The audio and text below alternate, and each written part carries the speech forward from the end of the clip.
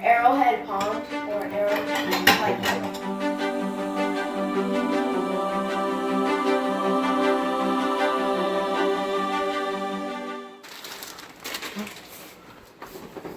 What happened, Jax? I didn't even try. I did this. Laura, that's the kind of thing that would go viral, wood stove chicken. Especially if it comes out good, people are going to spread that like wildfire, I'm telling you. It probably smell good and taste good.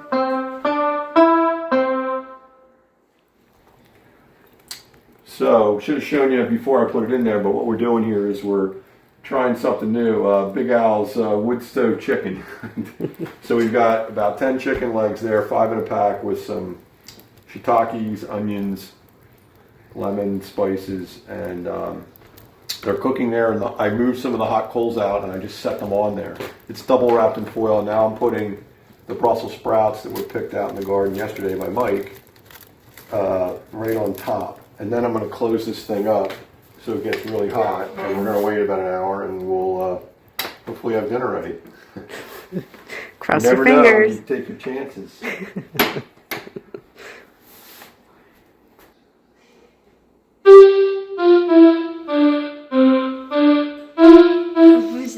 Lessons learned while camping. Camping lessons. Now see, now I don't have to do anything else for the next. I got a free hour just to do whatever I want. Because it didn't take long to prep that up at all. And we're making use of heat that's already being generated in there. We're not using any additional energy to cook our meal, which is pretty cool. It is. Oh, for all you people out there that can smell the chicken, the spongy thing under the chicken, I just wrap it up really tight in the plastic that covers the whole thing, and then it doesn't smell. Big Al's tips. Okay, so this was the moment of truth for the Brussels sprouts. I just pulled them out, and they're actually done perfectly. So far so good. We'll see what happens with the chicken. But I'm going to put some butter, salt, and pepper on there because I actually, in my haste earlier, forgot to do that. Just a slight amount of a little bit of charring here and there from the fire, but not bad. Not bad at all. Now I'm going to go for the chicken and see what happens with that. Now, I was pretty brave with the Brussels sprouts. I just grabbed them because this might be a little harder to do. You might need a plate, Al. I think I'm going to have to shovel them out.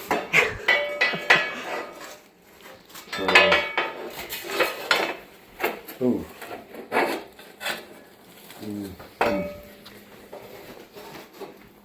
Okay, so I'm going to take one of these and I'm going to flip it onto this ash shovel, and that's the first pack. So Perfect.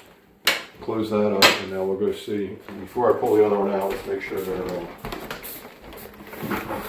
you don't have to duck down, Jackson. Looks stranger if you're trying to hide. Okay. Oh, there's a lot of I don't know. Smells pretty good. This is a big surprise because I've never done this. There's a lot of juice in there. All right, hold on. This is very hot. Now I gotta flip it. Oh my God, is that hot? Holy cow. Was in there about, like an hour and 15 minutes more, right? No, I didn't. Wow. When you put it in. Wow. Perfect.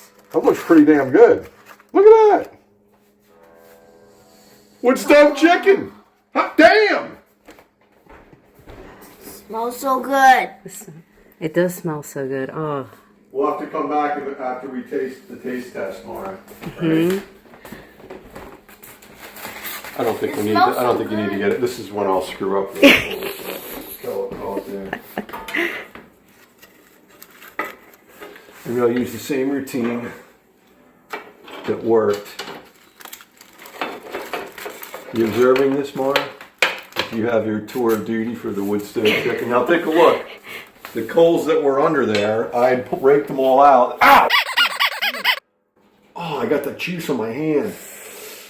Oh, it was hot. Where did it come from? It's dripping. pouring out, yeah. But the slight fail on the wood stove chicken there, but I was just going to show our viewers that I had raked a bunch of these coals forward and then laid the 2 packs of chicken on there. And I had stoked the fire with a couple small pieces before I started the cooking, and that's how it all seemed. And these coals, you can see, slowly died out. Yeah, it worked out pretty good. It smells good. Huh? Let's see how this pack looks. This stuff, just be careful, this stuff's hot. Whew. Well, see, this one doesn't look as present quite as well because the mushrooms were actually fell to the bottom, but you can see all the shiitakes and onions in there. One of them I also had celery in there, and I forgot in this one. This one had celery, this one did not. But my guess is it's going to taste pretty damn good. I don't know how it can't. I don't know why there's a pillowcase sitting over here. Oh, that was me. It kind of came back on this side, and I was thinking it over. Hold her up! Ooh.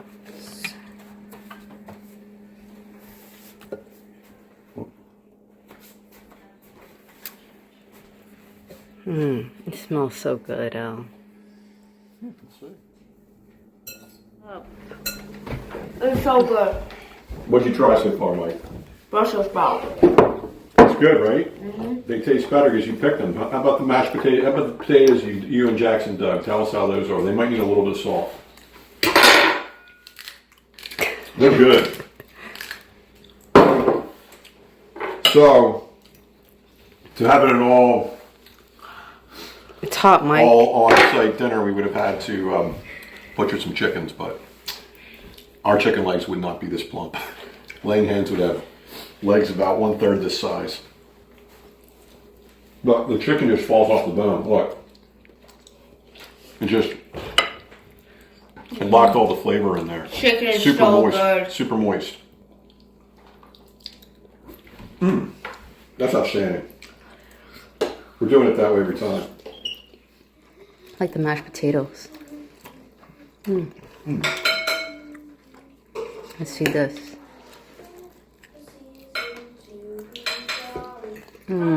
That's looking so good. It's crazy. It is so good. See more of the Big Al's easy wood stove chicken. There's no muss, no fuss. It's done and there's nothing to do except throw out the foil. No cleanup. Nope, because it's already going to be cleaned up right now. But you can see there was very little... Less work than even camping. Yep. All I had to do is walk down the basement, grab some shiitakes, and that was it. And camping, you Hey still Mike, I'm on video out here, man. Got a big shoot going on. These kids are coming at me from both angles non-stop. There's no peace for the weird.